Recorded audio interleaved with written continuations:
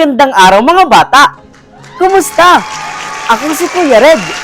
Alam niyo ba ang istorya ng higanteng megapon? Gusto niyo ba itong malaman? Tiyak magugustuhan ninyo ito. Halina't samahan ninyo akong tapusin at makinig kayo sa ating kwentong Higanteng Megapon. Kwento ni Mutsumali mula sa Let's Read Up. Tara na, mamati na, ikaw anak ko, pag-ihira, pamati kita ang istorya, sangit tayo na kabaraka, a story time, mag-enjoy good kita.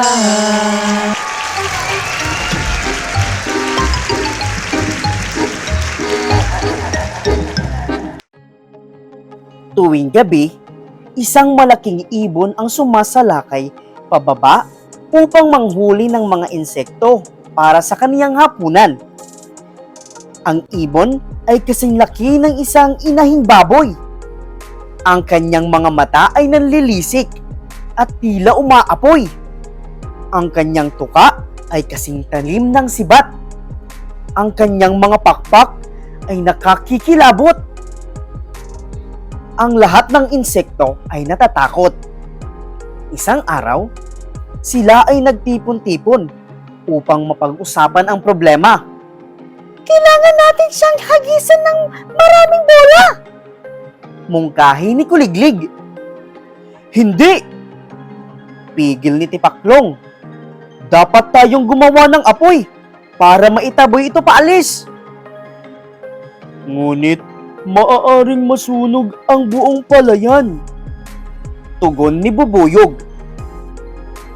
Walang sumang-ayon sa mga solusyon. Maya-maya, gumapang ang kamaksi patungo sa mikropono na naiwan sa lupa. Mayroon akong naisip kung paano maitataboy ang ibon.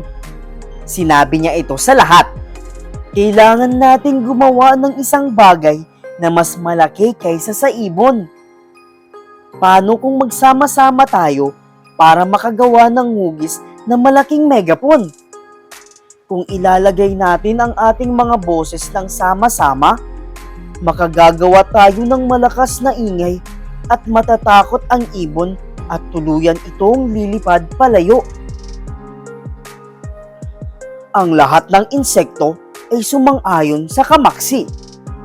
At noong gabing iyon, ang kamaksi kasama ang ibang insekto ay nagsama-sama at bumuo ng malaking hugis na malaking megapon. Ang mga insektong may malalaking katawan at may malalakas na boses ay tumayo sa likuran. At ang mga insektong may maliliit na katawan at may mataas na boses ay pumunta sa harapan. Sa wakas, ang malaking ibon ay dumating na.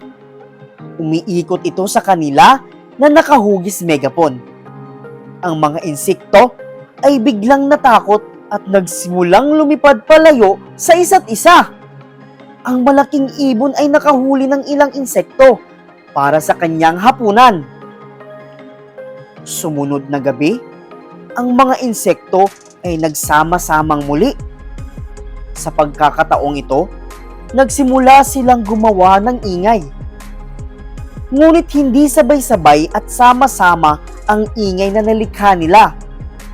Ang ibon ay lumusob palipad sa kanila at sinira ang kanilang hugis megapon na hanay. Ang mga insekto ay nahulog sa lupa at ang iba sa kanila ay nasugatan. Pagkatapos nito, marami sa kanila ang nawalan ng interes na sumali sa plano. Hinikayat ng kamaksi ang lahat. Sa lahat, kung hindi natin susubukan, lahat tayo ay mamamatay. Huwag kayong matakot. Sa pagkakataong ito, hintayin ninyo ang aking hudyat. Sabi niya. Ako ay sisigaw. Trick, trick, trick! Pagkatapos nito, tayong lahat ay mag-iingay ng sama-sama. At sa sumunod na gabi, ang malaking ibon ay lumusob muli sa nayon. Muli na namang nakita ng ibon ang hugis megapon nilang hanay sa parehong lugar katulad noong isang gabi. Alam niya na ang megapon ay binubuo lamang ng maliliit na insekto, kaya't bumulusok agad ang ibon pababa. Nagbigay ng hudyat ang kamaksi. Trick, trick, trick! Ang mga insekto ay nag-ingay ng sabay-sabay, katulad ng isang higanting halimaw. Tung! Tung! Wung! Wung! Woo! Woo! Hmm! Tung! Tung! Wung! Wung! Wung! Wung! Woo! Woo! Hmm! Nagulat ang malaking ibon.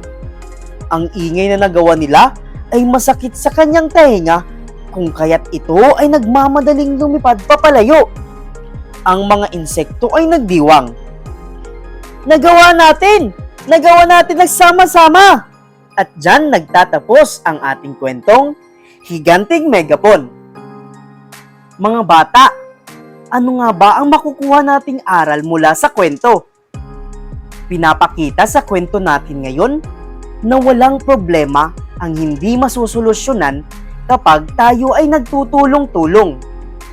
Kaya dapat, kung tayo ay may problema, magpatulong tayo sa ating mga kaibigan o sa ating mga magulang. Maraming salamat sa inyong pakikinig. Magkita-kita muli tayo sa susunod na linggo. Paalam!